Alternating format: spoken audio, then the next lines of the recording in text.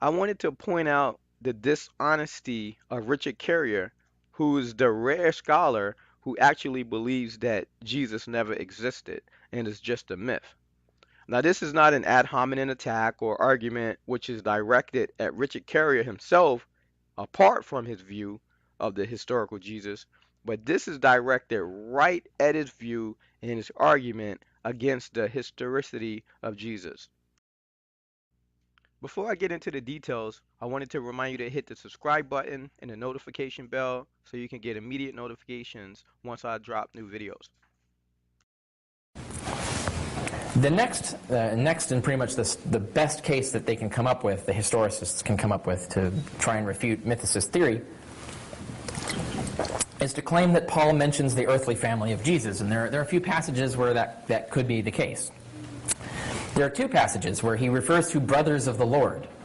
But the problem is we don't know if this means biological or adoptive brothers, because in fact, all Christians, or let's be more specific, all baptized Christians were brothers of the Lord. And this is some of the fundamental teachings of Paul. If you look at some of my blogs on this, you'll find some of the passages referencing it.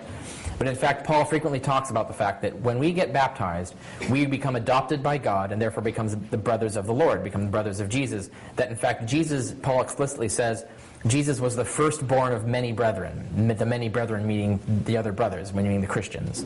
So in fact, all Christians are brothers of the Lord. So we don't know which sense of brothers of the Lord that Paul is using in these two passages, and a whole debate swirls around what we can infer from the way he uses it as to whether he means biological or adoptive brothers, whether he just means Christians or not.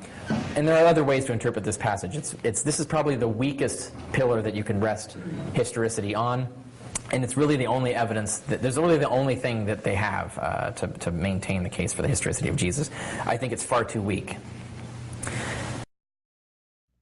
So Richard tries to blur the lines in reference to the definition of brother used by Paul. This is a blatant equivocation fallacy. Paul is clear in his use of the word brother when speaking of the relationship between the Apostle James and Jesus Christ.